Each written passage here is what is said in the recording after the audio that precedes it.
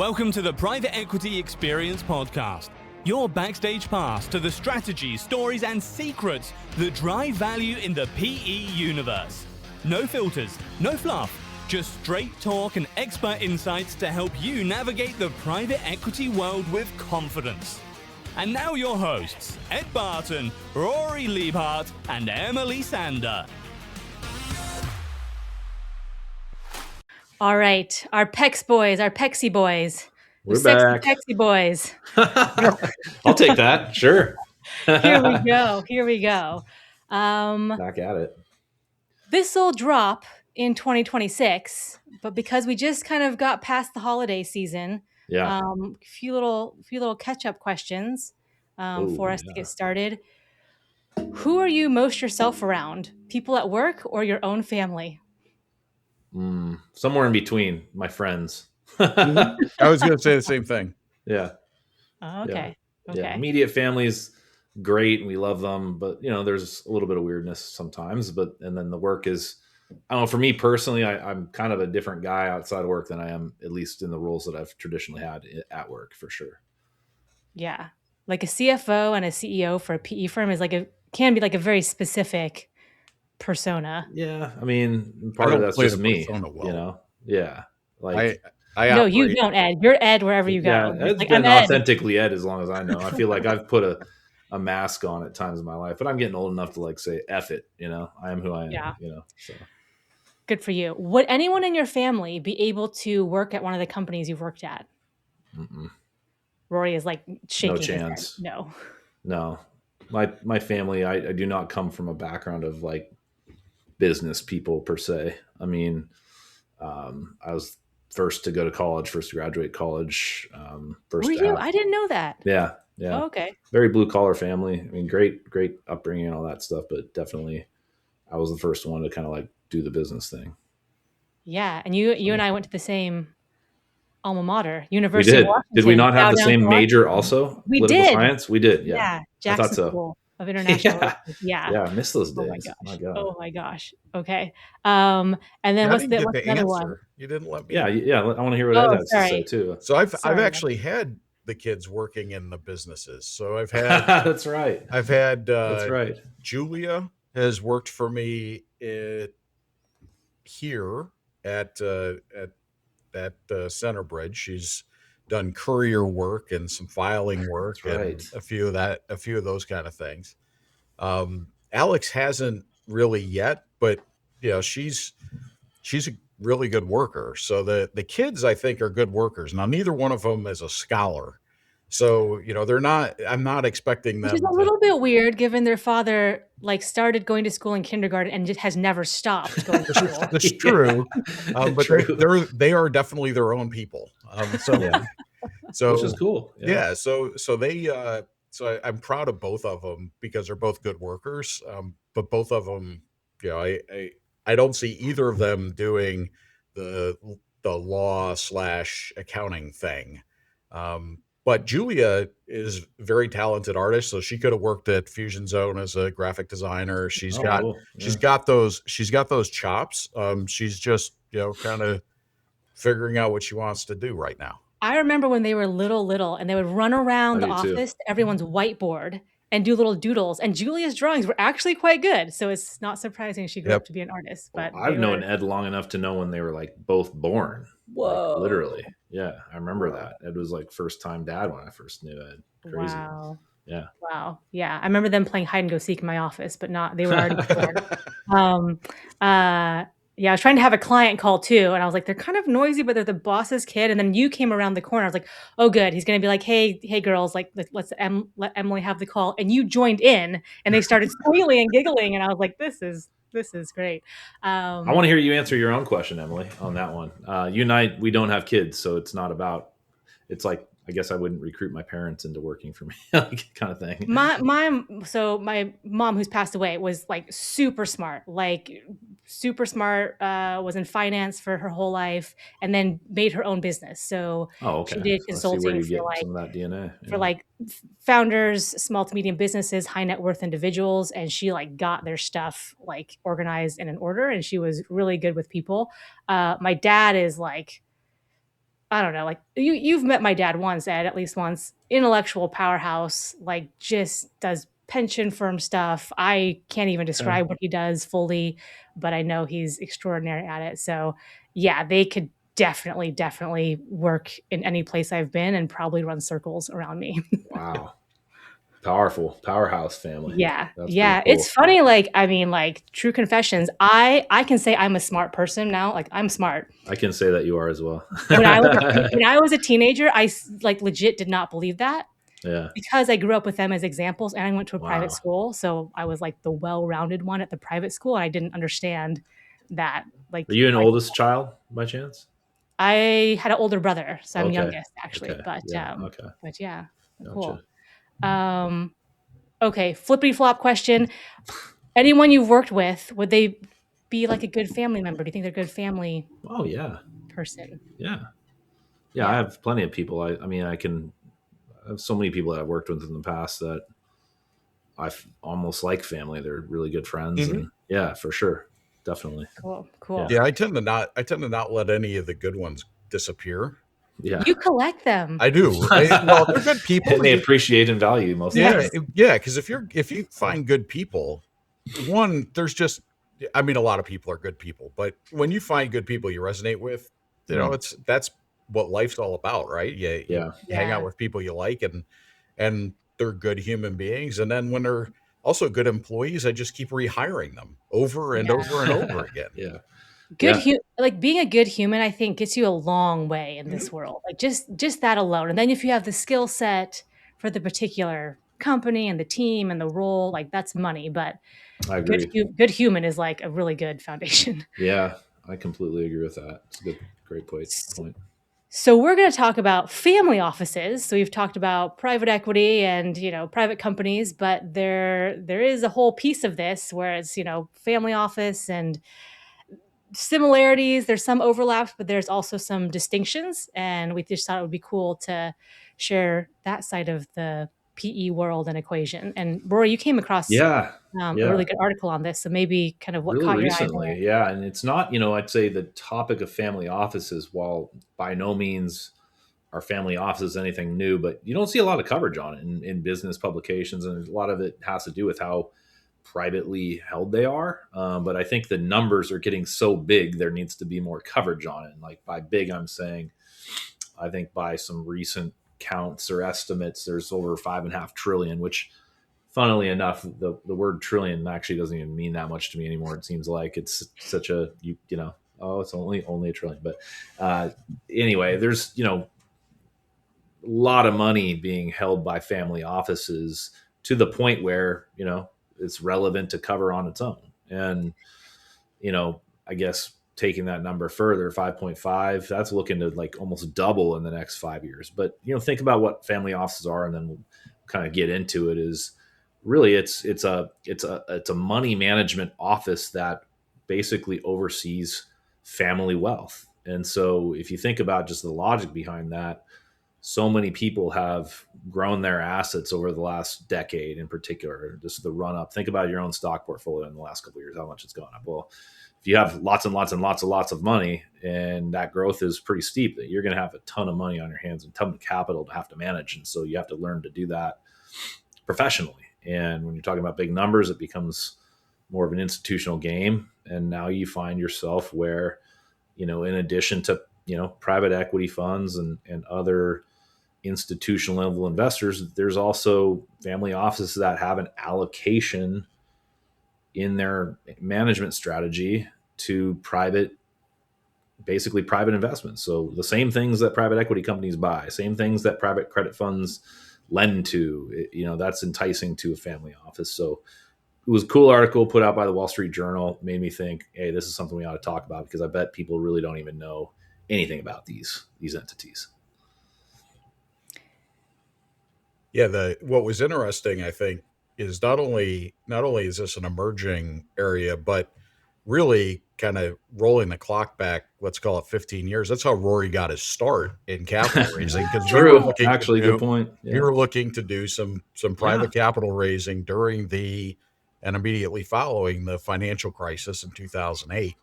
because there was a lot of opportunity to buy distressed assets. We were private equity owned, Mhm. and Yeah. the private equity folks were basically they had blown all their capital. I shouldn't say blown it. They had invested all their capital in distressed assets, and they're like, okay, well, we're gonna try and get something else, which is, we've got a bunch of family offices and things that we're gonna go meet with. And Rory and I flew down to Texas and hung out and drove around Sure did. from family office to family office Yeah. pitching for additional money. And so it was, I mean, and that was, 15 years ago. That's Yeah. almost 20 years ago now. So family Mhm. offices aren't new, No. but they're the amount of money that they control and really where they're starting to intersect with and compete with, and in some cases replace private equity as an investment alternative Yep. is I think a more recent, last Yeah. 5 to 10 years event. And I think it's going to continue to accelerate. Totally agree. Yeah. Is Yeah. it a replacement or in addition to, or it just depends? I think it's in addition to, but again, you're thinking about, okay, there's only so many deals out there to go do. So Yeah. a private equity fund that might be competing against private equity funds for deal flow is now competing with family offices and multifamily offices. And let me just draw a quick distinction there. A family office is simply like family wealth that's being, let's call it, professionally managed. Now, how does that happen at scale? Well, in some cases, there are multifamily offices that get created so that you maybe have an investment management function that oversees the wealth of, let's say, 4 or 5 different families that maybe they have some affiliation, maybe they don't. But it's like, again, the point is, you can almost think of the family office as its own LP versus a private equity fund or private credit fund that has external LPs. So, pension funds, endowments, all of those types of groups that we've talked about, sovereign wealth funds, etc. So So it gets kind of down to some of the differentiating factors within the different types of entities. Like, what are the kind of outcomes that matter to those types of entities? And there's a whole litany of those. But the other things too to think about is, if you're a founder, what kind of partner do you want? And there's reasons to think about a family office as a partner versus a private equity fund a partner. And then lastly, if you're working for either directly or indirectly for a family office versus private equity fund, also other things to consider. And I've had the opportunity to work indirectly, I would say, for both family offices and private equity funds, and they're different. They're definitely different. yeah. So family office owns the capital, PE firm manages the capital. Yeah. Slightly different I think dynamic. I think with one caveat. So I think that's the case, except that the family office, we've talked a lot about how private equity is structured, how their fee structure works. So they've got, the 2 and 20. Well, in a family Yeah. office, once you're starting to get 9 figures worth of investable capital, at that point, the family office is going, look, I can hire a couple of these Yeah. PE guys. And instead of giving up 20% of my profits and 2% of my capital on management fees, I can capture all that. And I can hire some really good folks. And the difference in family offices, and I know we'll get into this a little bit more, is there, as Rory noted, there's a difference in both, patience and what their investment profile looks like and how liquid they have to be. And so you may have a family office where really they're going, look, we're managing for generational wealth. That's So it. we don't need a lot of liquidity. I don't need to continue to raise funds. So I don't need to continue to cash stuff out. If I like this investment, I can hold it for 40 years because I don't need to kind of raise Exactly. additional capital. I've got the family capital. Yeah. Exactly. Okay. And that makes a world of difference to a potential Risk profile is founder. different in a lot of ways. I mean, private equity fund is, I would say, largely dependent on use of leverage to make investments because of the return profile as it delivers to LPs, whereas the family office, may or may not use leverage at all. Most of the time, if they have real estate holdings and stuff, you got to use leverage. It makes all the sense in the world and that sort of thing, but more moderately used for sure. So you mentioned a family office goes, hey, I want to hire someone or multiple people to run this for me. So is it kind of like in football terms, is it like the owner and the GM and like the coach? Yeah, like I'm going to hire is someone actually to run the operations for me. I don't want to think about it. I think Ed hit it on the head. I mean, if I was, let's just say, and I don't have one, sadly, I don't have my own family office. Yet. Yet. But if I had a family office, probably the first kind of hire I'd make would be some sort of a chief investment officer, probably coming from like a PE type background. Because, well, I take that back. I would say, if let's just say I had a desire to be in private investments a lot, that's what I would do. Now make no mistake that a family office has similar strategies as, say, even a hedge fund where it's more private, public equities and and debt securities and things like that. But let's just put that aside for a moment and say you would want the expertise and the experience coming And from making connections. professional investment management strategies come to life. You wouldn't want I have seen it where it's like family offices are kind of homegrown, and so you have somebody that was pretty successful obviously in certain things, but then tries to manage money in other asset classes and they don't do as well because they don't know it. But if you're serious about getting into private investments, why not go to where the talent pools churned out some real winners, poach from the private equity side. And I mean, the family can decide what type of investments they want. So if they're like, hey, we're really into this part of philanthropy or these Yep. types of Yeah, companies, that's a good point. we're going to go in this space. Or like, no, we want like the highest return for whatever. They can Yeah, decide they that. choose.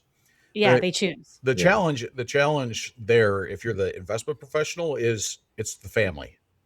Yeah. Exactly. So you're dealing with a family.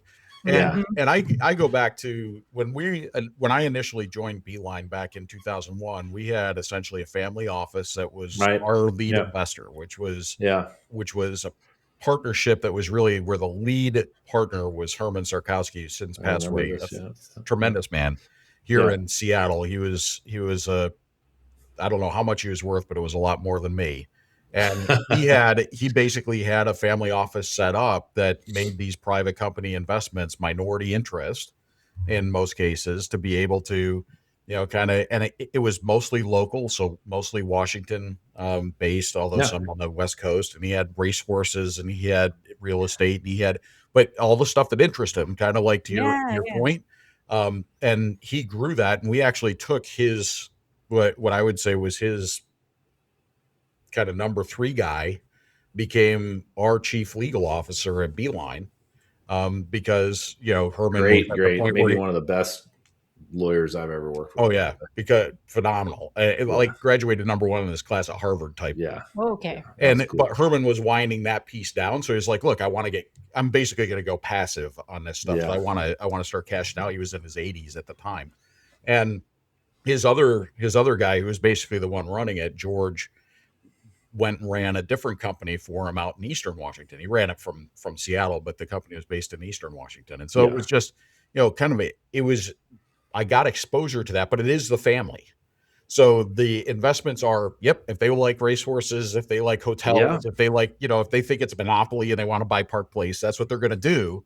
And as the investment professional, you've got to balance what what the family wants with what, kind of your models and your instincts are telling you. And it's a different level of involvement, different level of engagement, Absolutely. different level of communication than you find with a typical private equity LP type relationship where, the LPs have very limited partners and they're, kind of doing their thing. In this case, the general partner family office is generally the family. And so, and then you may have limited partnerships underneath that for various people in the family who are going to get something down the road, or trusts that have those limited partnerships. But it's a very different dynamic for the investment professional, and something that they've really got to balance. Yeah. Would a PE firm approach a family office and say, hey, do you want to stake in this investment we're going on over for here? sure. Yeah. That's a really, really good question. So family offices are LPs in other funds. So yes, that is absolutely the case. But if the more, let's just say like, maybe, I don't even know if size is really the reason, but like the sort of the broad mandate and desire to invest by a family office is, these are sophisticated investors on their own, maybe because they stock their office with really good professionals. But like at a certain point, you have to ask yourself, do I want to keep paying other external managers to make good investments, or can I just bring that function in house? because if you really get down to it, the fee structure related to private equity, to a private equity fund, that's revenue. To a family office, that's a cost. Yeah. And so you really have to weigh the economics of that, and also the sort of the desire you want to have with respect to, as Ed said, liquidity, as tax treatment, all these things that when you're an LP in a private equity fund, you're not really probably dictating those terms unless you're the pension fund or the cornerstone investor. But if you're just along for the ride, you're not going to necessarily have your your objectives optimized. Where if you run it all yourself, you do whatever the hell you want and however you want to structure that, tax wise, wealth transfer wise, liquidity wise, you name it. How does the investment manager get paid? Typically, it would be something, I would say the manager, investor, the professional would get paid some way, probably a really strong salary, but some sort of incentive based on performance. I mean, that could be skinned a lot of different ways. Yeah, it's going to be competitive to Wall Street. The one person that I know that operated in that environment, it was a base plus a very sizable bonus based upon performance. Yeah. So if they hit away on it was like a $1.8 billion family office. If they hit away, they could make $7 or $8 million that year. Wow. Not okay. bad. Not bad. Okay. Not bad. Is this typically someone the family knows because you're trusting them with your, or is it just like, no, I'm going to go on the street No, and find the experience I've had in the last, it was funny when we were prepping for this, the last company, what I would say is my largest client right now, was family office owned. Yeah. So, I've talked about them as private equity because they masquerade as private equity, but it's basically three families. Yeah. That has this, it's a multi-billion-dollar set of funds, but it's three families out of Silicon Valley and Eastern Washington that kind of made that investment. And the folks that they hired were generally the kind of like what I was talking about on our chief legal officer at Beeline. They were cream of the crop type of investment professionals, really, really smart, because they can make potentially as much or more in a family office as they can in a private equity firm. They've got to be able to have a little bit, there's a different dynamic, but if they could manage that dynamic, they do extremely well. And so they would go out and try and poach the best folks and bring them in and go, you've got a lot more latitude here. You don't have the pressure of having to churn deals. You can manage longer term. The one thing that the family offices that I've been exposed to don't bring to the table, that private equity tends to bring to the table, two things. One, a deep Rolodex, and two, operational experience. So they are really more investors as opposed to private equity, which really extracts a lot of value or infuses a lot of value into their portfolio companies through operational excellence, financial engineering, the things we've talked about where private equity brings a lot of value. I've not tended to see that in the family office environment. They've been far more of a minority interest investor, more of a passive investor, and they don't bring a big Rolodex of operators if things start going wrong. Can a family office be, I mean, I know the answer to my question, but can they be as involved as they want? I mean, if they back a company and they own a company, like I want to be in the day-to-day operations. I mean, especially if they took a control position of, a majority share, if they buy. So I have worked for a company or a family office, if you will, that, basically many, many years ago, effectively bought a factory, and they're very active. Like they've got one of the, I guess, children, but an older person now is effectively their CEO of that operating company. So it can be done. Absolutely. No question about it. Anything kind of goes. It really just comes down to, again, if you're looking for specific asset classes or deals, how is it going to meet your goals as a family office? You want to maximize capital preservation. You want to defer income for tax reasons, all this kind of stuff to make sure that next generation is taken care of, which is just going to be potentially different than a private equity fund's objectives that I need to basically buy companies in a 5-year window, hold for another 7, and close out this fund within 10 years. Like, those are pretty strict guidelines versus a family office that has much more of a, maybe not even guidelines really stated it all, is like, just make sure it's a good investment, and fits his profile. This might sound weird, but how would a family go about determining their goals? It's like, yeah, I don't want to lose money, but I also like don't want to not make money, and so I can slice and dice my portfolio in a number of ways. That second and third. So normally your first gen. I mean, my experience has largely been with first generation. Yeah, there you go. That's a good way to break that down. Whether it was Herman or whether it was some of these other folks that we dealt with, they made the money, they made the rules, and they said this is how things are going to be, and they were fairly active in the decision making process as well. So like when Rory and I were down in Texas, I remember the one we walked at, we're pitching to the guy. I mean, it's not like it's some flunky. Not some committee of faceless people, I've got one of our clients it's a multi-billion-dollar company that's family owned. And so it operates, it's now third gen. And basically it's run by a series of trusts with trustees where the documentation basically says, the trust documentation basically says, here's what's allowable, here's what's not allowable. It really, I don't want to say a dead hand control from the original, grandfather, but there's a lot of guidelines there that were put in the original trust documents that basically go, you can do this, you can't do that. You can't, the investments need to be made in certain types of things, and they can't be done in early stage companies. They can't be, so there's a lot of it. I think once you get past that first gen, you tend to see it become more structured with trusts and other both tax advantage structures that will also provide some semblance of control. Do those trustee requirements have a statute of limitations? Ooh. Well, there is this concept called a rule against perpetuities that basically says you can't have a trust can't last forever. So there's got to be there's basically got to be some generation someone can change those rules. Yeah, so there's a rule against perpetuities, and it's not something I tend to run into, but it's basically 50 years, like in Washington, I think it's 50 years after the death of the original founder or the original trust grantor or something along those lines. The trust has to be distributed to the beneficiaries, but there's also rules around that. So and each state is different. Trust law is state law, so each state's different. Yeah. How much? So you at the top of the episode, Rory, you said like here's the market, like trillions of dollars, etc. But for a single family office, how much do you have to have? Just like I'm a family office now. Does it have to be billions, millions? No. I've seen.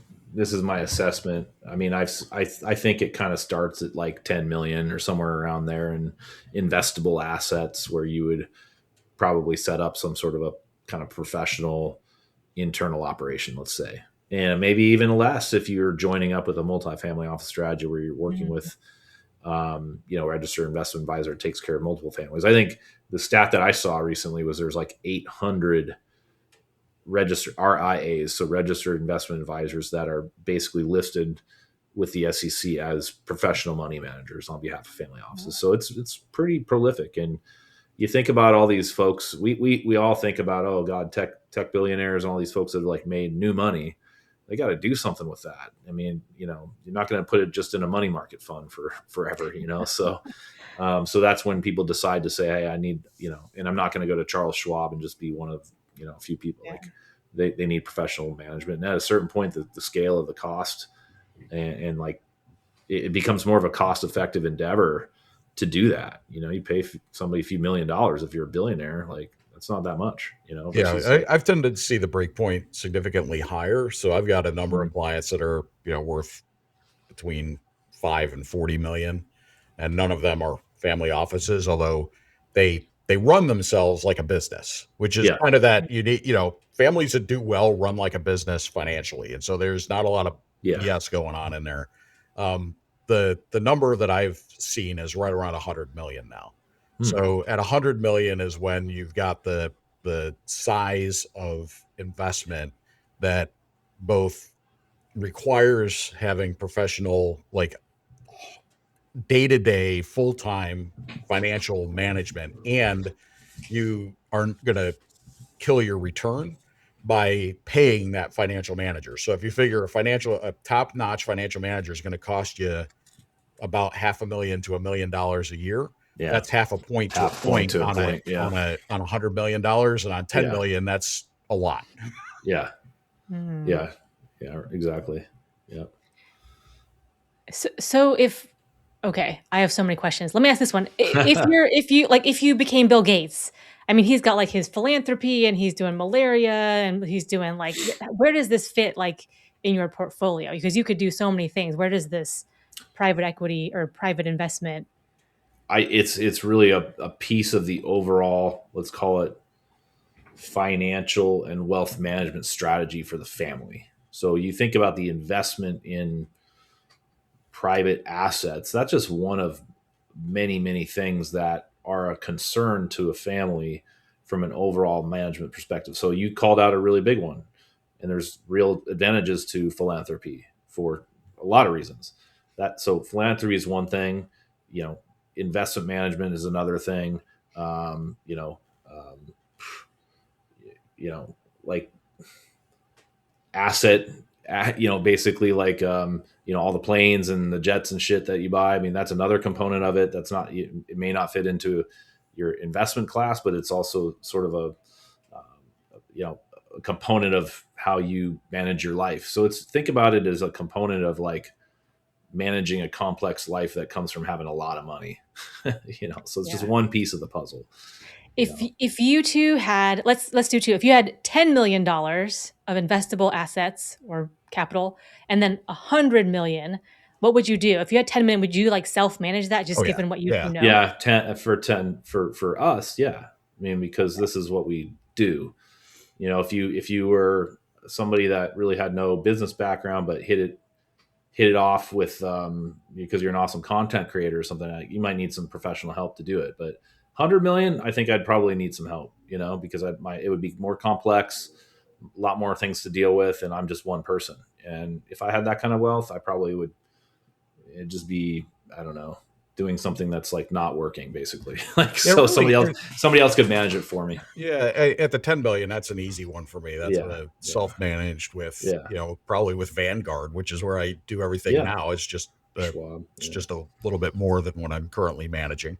The 100 million, probably bringing someone else in, but that may also be I kind of view myself as reasonably well qualified to actually do that job. And so it then becomes one of those, does that become the job? Kind of like I just wouldn't want to. Does that become the job? And I go, okay, now I'm running my family office. Yeah. And I'm making those investments and I'm managing it full time or largely full time because 1, I enjoy it. 2, I'm fairly good at it. And 3, I think it's I would probably get frustrated with someone else. Now you start getting much above that and then you're going to need help. Yeah. But 100 million, I think I can manage that one too. Yeah. One thing that we didn't talk about is the support structure we've talked about in our book and I've talked about on our podcast for the people that serve private equity funds, whether that's lawyers, investment bankers, you name it, different advisors. Those all still apply to family offices. Family offices is getting a deal done. They're also going to speak with an investment bank if they're going to have the need for lawyers to help get deals done. I mean, there's all of those things still apply because the sort of the objectives from an investment standpoint are similar, can be. So yeah, all of those trappings need to be managed and all that stuff too. So yeah, you need kind of like the sort of the overlap of how that's overseen, basically. Got to build your ecosystem. Yes, good way to put it. Exactly right. What else do people need to know about family offices? Well, it's good to have one. I mean, you've done some few things right if you do. So there's that. But I think the one thing that we didn't really talk about is, that we, a theme throughout our book and some of the things we talk about is founder's perspective, right? Like, so why would a founder want to work with a family office as like a primary part? Hey, I'm selling my business for the first time. I know I'm going to make a lot of money, but I still want to be involved. Why would a founder want to work with a family office as your lead investor, or a PE group as their lead investor, or et cetera? I mean, there's a lot of reasons why. We've talked about the PE perspective ad nauseum, but maybe to put a contrast to that, we're working with a family office as a lead investor. One, even if they were a control investor, the likelihood of as much operational interaction would probably be less, at least from what I've seen. And so you may have more flexibility as like a, owner slash operator in that go forward company than you would working directly with PE. That's the first one. And time horizons to deliver is another one. And I'm sure, Ed, you've probably got more as well, but those are some big ones, is like Yeah. maybe a little bit more patience on the part of the family office I investment think group. the other piece is family offices are also likely to be more flexible on terms, Yeah. and they're willing and able to make smaller investments on balance. Yeah. And so in a lot of cases where companies, let's say under 10 million of revenue, aren't going to be attractive for private equity because they're too small and you got to go through it. They've got, limited partners that they've got to keep happy, and they've got to put a big chunk of money to work. The family offices, especially those family offices, and again, I go back to the Sarkowskis, where they were really focused regionally. And so you're going to have family offices that are focused regionally or are focused on your particular industry. And as kind of like we were talking, they've got an interest in. And so talking to those folks, you may find that you've got more flexibility in terms. They're willing to do smaller investments that especially larger private equity firms just aren't going to talk to you about. And you've got as Rory noted, you've got the ability to kind of have some patience. And so go, okay, as a founder, here's my vision. And that vision might not be, I'm going to grow 3x, 4x, over the next 5 years. It might be, look, my vision here is I need a little bit of growth capital, and I want to grow, 20% a year, 15% a year. I'm going to be spinning off a fairly high cash flow because I've got a nice cash flow business. And I'm never going to sell for 8x revenue. I'm going to probably sell for 7x EBITDA at some point in the future when I retire. But in the meantime, it's spinning off nice cash. There's family offices where they go, yeah, that's exactly the type of investment I'm looking for, where private equity is generally going, no, probably not. I'm looking for a much more aggressive growth pattern and a much larger investment. So I think they fill a need that I think private equity actually did fill about 20 years ago, 25 years ago, and they've now gotten so large in most cases that they don't fill it anymore. And the family offices have come in on private investments, and for founders, they should not be discounted as and sometimes you got to go find them because the investment bankers may not, small transaction investment bankers aren't going to be as interested because they get paid on a percentage. And two, they might not have the connections. And so, this is one where founders have to do a little bit of legwork, but they could save themselves some transaction fees and get themselves a pretty good deal. Yeah. One other thing I would add, and this is a little more sort of qualitative, but I'll give you a tangible way to think about it, is like, let's say deals and sort of partnerships are based most successfully on like real trust and like real commitment to, one another.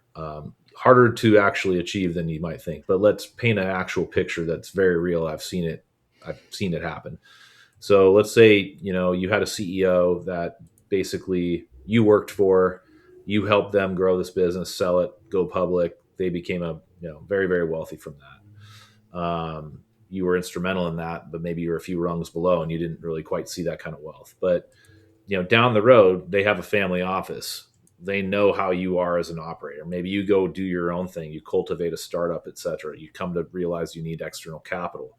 First person I'm going to go to is the person I made a shitload of money for. And they know I made a shitload of money for them. And if they're still interested in you and you have that relationship, it may be a more seamless transition to having them as an investment partner than going fresh to a private equity group you've never worked for. I've on a much, much smaller scale, I have a side business that is effectively a private equity fund that I'm part of that was originally seeded by guys that I worked for, and so came with that trust. It was easy transition. 15 years later, we're still doing it, and those things can work over a long period of time. So, there's a lot of reasons why knowing who you're quote unquote getting into bed with out the gate is important. It's not the end all be all. You can sometimes get a better deal or whatever with private equity, but that is a real thing, is who you know and who you've worked with before in that regard. So it sounds like there is a pocket of the market and certain profiles and just characteristics where family office would Oh, be 100%. Yeah. better than PE in Yeah. situations. Definitely. But Yeah. also the flip side, I think Sure. too. I mean, I think like the biggest deals are still owned by the private equity groups for sure. Right. Yeah. Right. Interesting. Yeah. All right. Well, 2026 is upon us. We'll see if we can make family office foundations happen. Yeah, for ourselves. Yes, I agree. Yes, we're a family. We're family That's guys. a great goal. It's Office. each of us have created the need for family office for ourselves. That would be great. Let's actually get economies of scale and the three of us form a multifamily office. I was just going to say, ourselves. we're like family. We could pull our funds together and create a thing. Yeah, pay less fees. And you can manage it and I can operate. It'll be great. Like we have all the talent right here. Yeah. I'm not even, I'm like only half joking. But Let's anyway. go. That would be a big 26. Let's go. All Start right. strong in Q1. All right. All right. Pex Boys, Sweet Eddie B, thank you. Thanks, Em. Big Red, thank you. Thank you, Em. Appreciate you guys. What a year time. it's been. Yeah, we'll see you soon.